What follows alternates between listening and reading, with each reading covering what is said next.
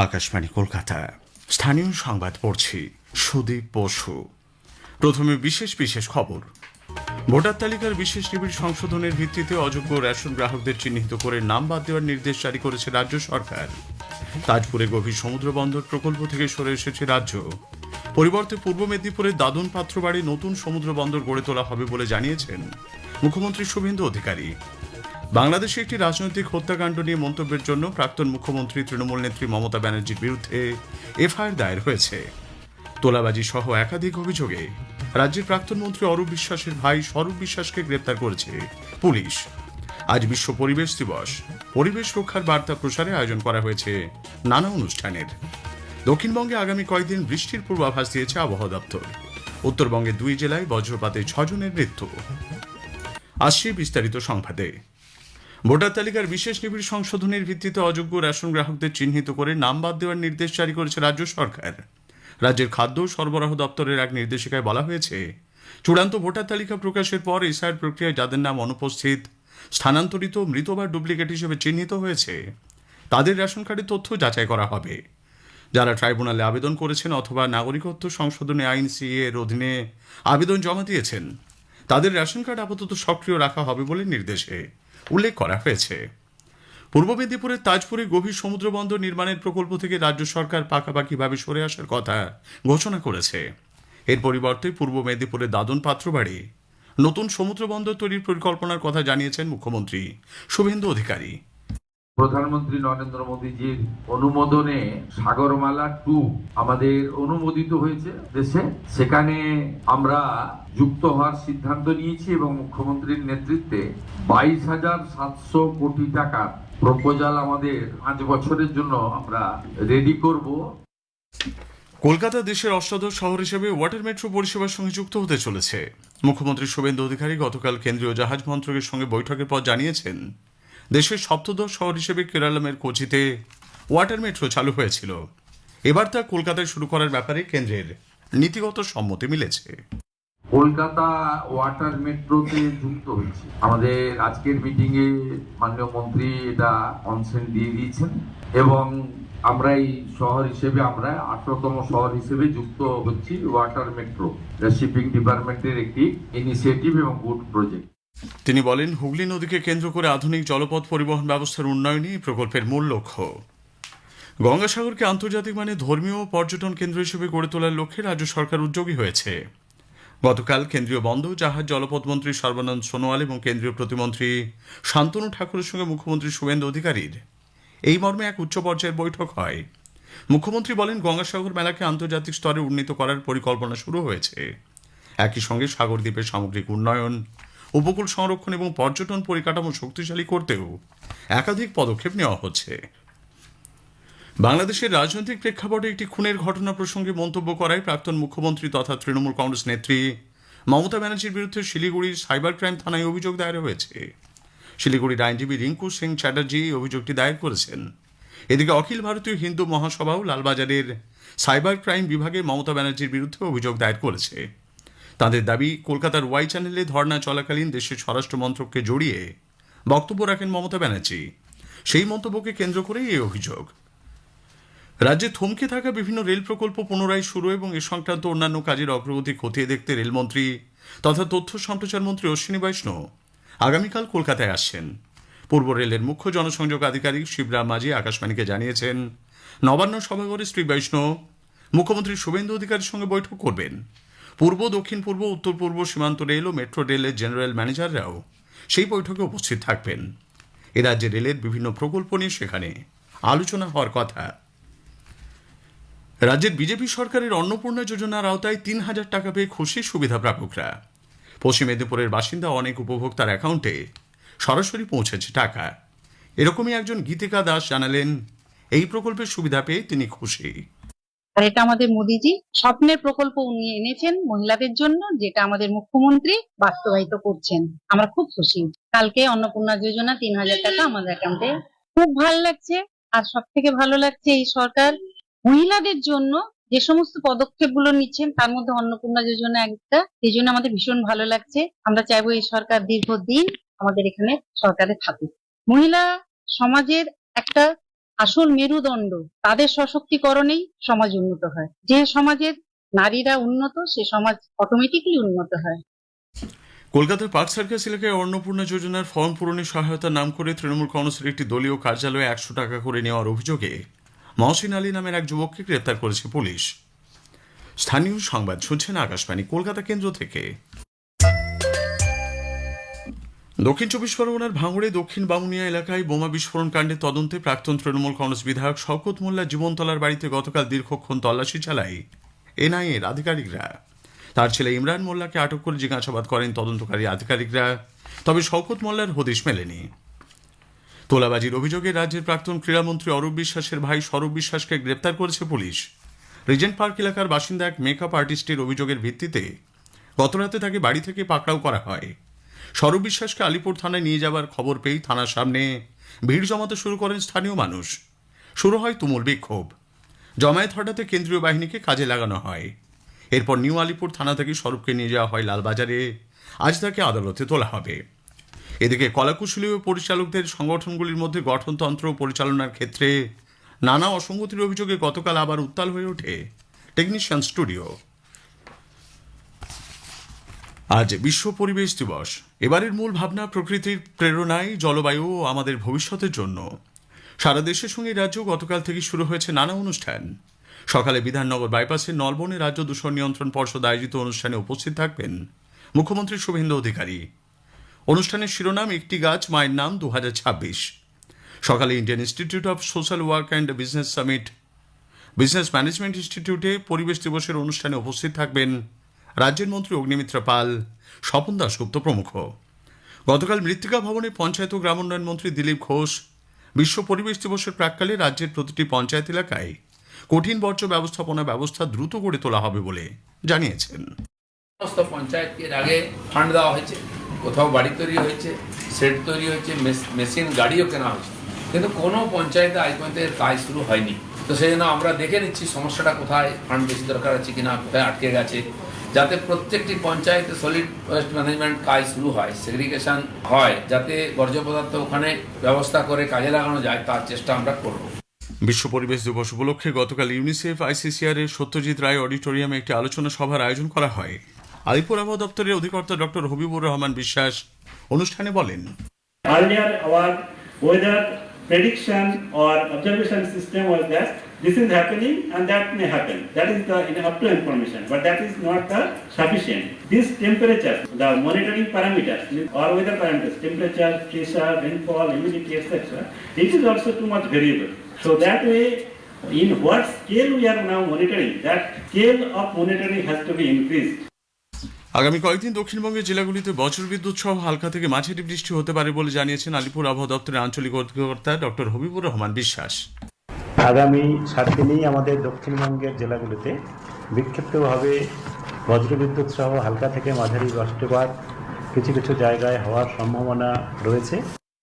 এদিকে স্থানীয়ভাবে বজ্রগর্ভ মেঘের সঞ্চারের প্রেক্ষিতে কলকাতা ও সংলগ্ন এলাকায় ভোরে বৃষ্টির খবর মিলেছে।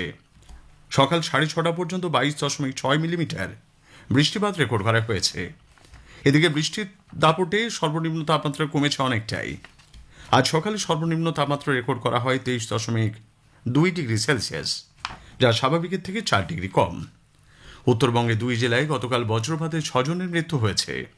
দক্ষিণ দিনাজপুরের বংশিয়ারিতে বাজ পড়ে একই পরিবারের 3 জন প্রাণ হারিয়েছেন। শেষ করার আগে স্থানীয় সংবাদের বিশেষ কিছু অংশ আরও একবার।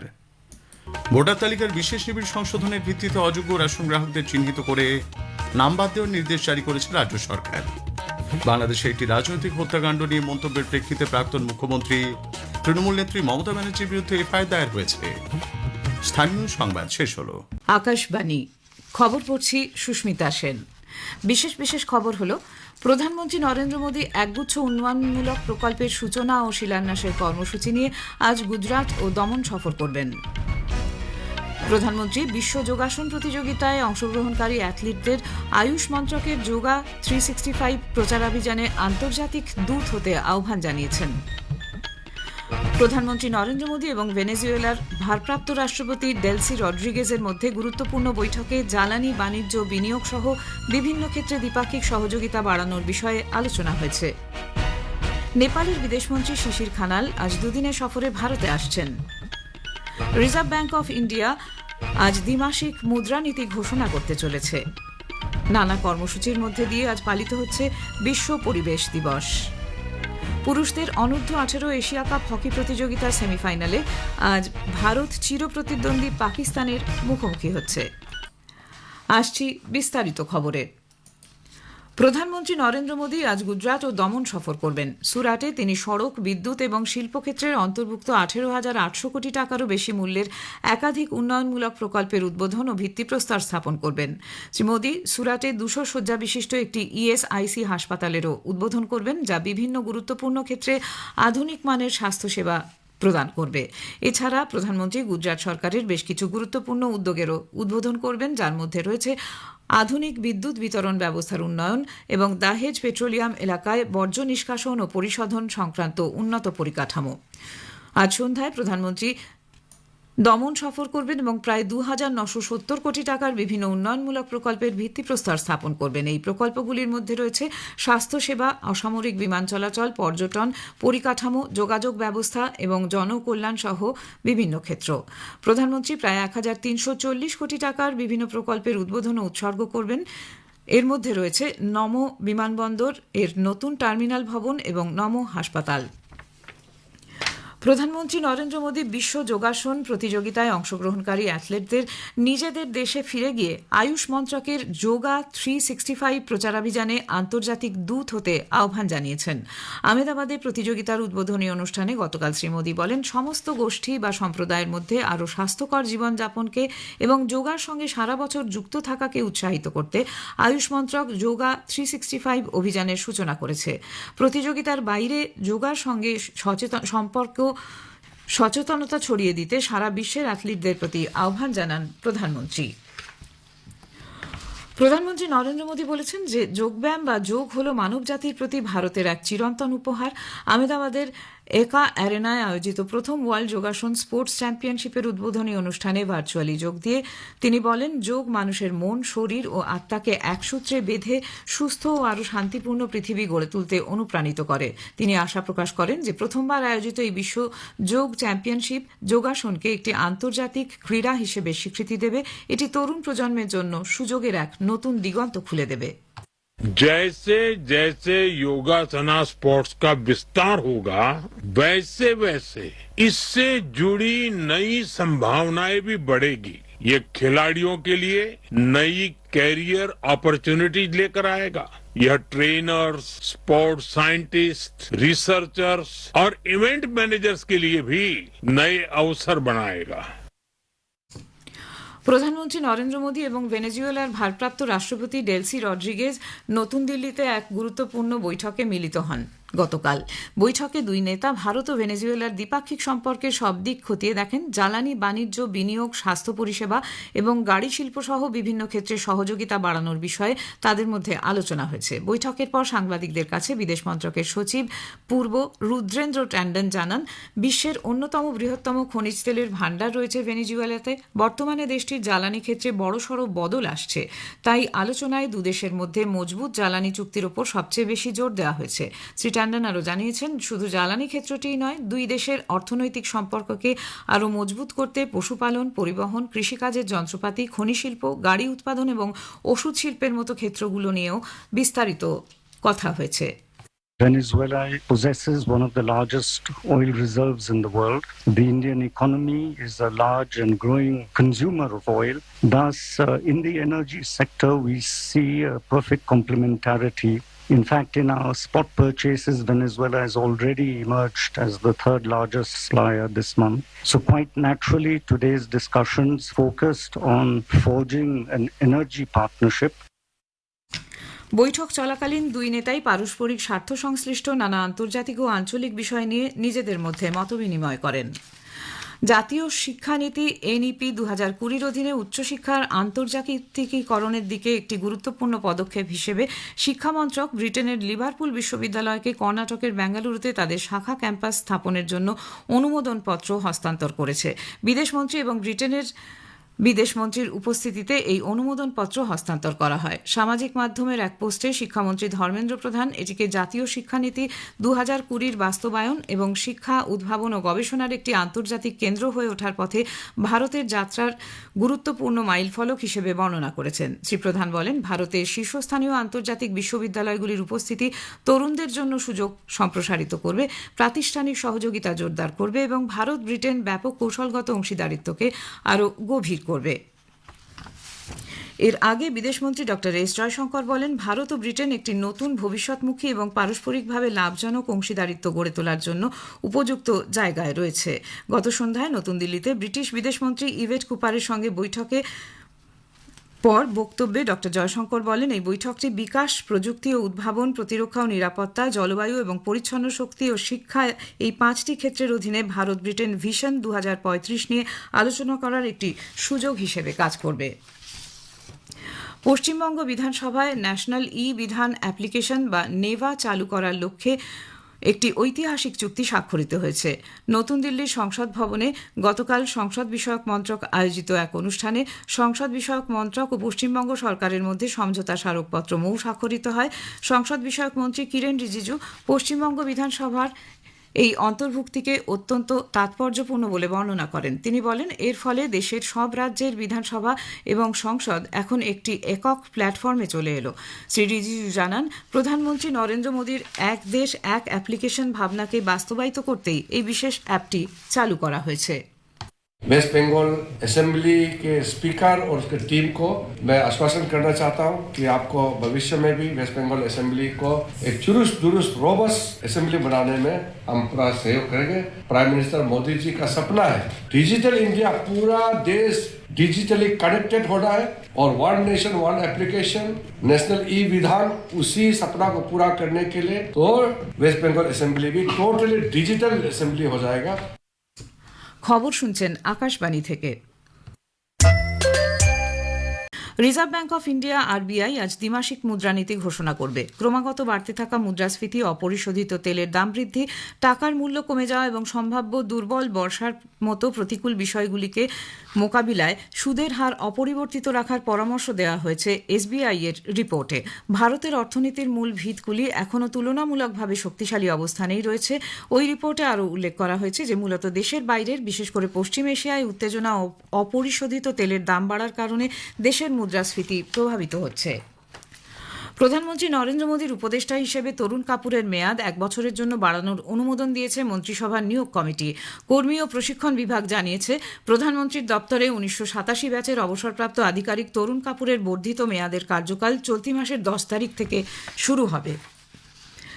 মন্ত্রিসভার নিয়োগ সংক্রান্ত কমিটি নীলকান্ত মিশ্রের মার্কিন যুক্তরাষ্ট্রের ওয়াশিংটন ডিসিতে বিশ্বব্যাংকের সদর দপ্তরে এক্সিকিউটিভ ডিরেক্টর পদে নিয়োগ অনুমোদন করেছে। তার কার্যকালের মেয়াদ হবে 3 বছরের। লোকসভার প্রাক্তন সেক্রেটারি জেনারেল তথা সংবিধান বিশেষজ্ঞ সুভাষ সি কাশ্যপ গতকাল নতুন দিল্লিতে দীর্ঘ রোগভোগের পর শেষ নিঃশ্বাস ত্যাগ করেছেন। বয়স হয়েছিল 97 বছর। প্রাক্তন রাষ্ট্রপতি রামনাথ কোবিন্দের নেতৃত্বে গঠিত এক দেশ এক নির্বাচন সংক্রান্ত উচ্চ পর্যায়ের কমিটির সদস্য ছিলেন ডক্টর কাশ্যপ। 100টিরও বেশি গ্রন্থের রচয়িতা শ্রী কাশ্যপ 1983 থেকে 1990 সাল পর্যন্ত লোকসভা সেক্রেটারি জেনারেল হিসেবে দায়িত্ব পালন করেছেন। তার মৃত্যুতে উপরাষ্ট্রপতি, প্রধানমন্ত্রী এবং লোকসভার অধ্যক্ষ গভীর শোক প্রকাশ করেছেন। নেপালের বিদেশমন্ত্রী শিশির খানাল আজ দুদিনের সফরে ভারতে আসছেন। বিদেশমন্ত্রী ডক্টর এস জয়শঙ্করের আমন্ত্রণে তার এই সফরকালে তিনি ডক্টর জয়শঙ্করের সঙ্গে এক বৈঠকে মিলিত হবেন। আজ বিশ্ব পরিবেশ দিবস। পৃথিবীতে প্রাণের অস্তিত্ব রক্ষার স্বার্থে সচেতনতা গড়ে তোলার লক্ষ্যে রাষ্ট্রসংঘের পরিবেশ কর্মসূচির অংশ হিসেবে বিশ্বজুড়ে 1973 সাল থেকে প্রতি বছর 5ই জুন পালিত হয়ে আসছে বিশ্ব পরিবেশ দিবস। এই দিনটি উপলক্ষে কেন্দ্রীয় পরিবেশ, বন ও জলবায়ু পরিবর্তন মন্ত্রী ভূপেন্দ্র যাদব এবং প্রতিমন্ত্রী কীর্তিবর্ধন সিং নতুন দিল্লির ময়দানগড়িতে অবস্থিত নমো অক্সিজেন পার্কে এক পেড় মা কে নাম অভিযানের অংশ হিসেবে একটি বৃক্ষরোপণ কর্মসূচিতে অংশ নেবেন। অনূর্ধ্ব 18 পুরুষ এশিয়া কাপ হকি প্রতিযোগিতার সেমিফাইনালে আজ চিরপ্রতিদ্বন্দ্বী পাকিস্তানের মুখোমুখি হচ্ছে ভারত। জাপানের কাকামিগাহারা হকি স্টেডিয়ামে এই খেলা হবে। পুল এতে 9 পয়েন্ট নিয়ে লিগ টেবিলের দ্বিতীয় স্থানে শেষ করে শেষ 4-এ জায়গা করে নিয়েছে ভারত। শেষ করার আগে খবরের বিশেষ কিছু অংশ আরেকবার। প্রধানমন্ত্রী নরেন্দ্র মোদী একগুচ্ছ উন্নয়নমূলক প্রকল্পের সূচনা ও শিলান্যাসের কর্মসূচি নিয়ে আজ গুজরাট ও দমন সফর করবেন। রিজার্ভ ব্যাংক অফ ইন্ডিয়া আজ দ্বিমাসিক মুদ্রানীতি ঘোষণা করতে চলেছে। নানা কর্মসূচির মধ্যে দিয়ে আজ পালিত হচ্ছে বিশ্ব পরিবেশ দিবস। খবর এখনকার মতো এ পর্যন্ত।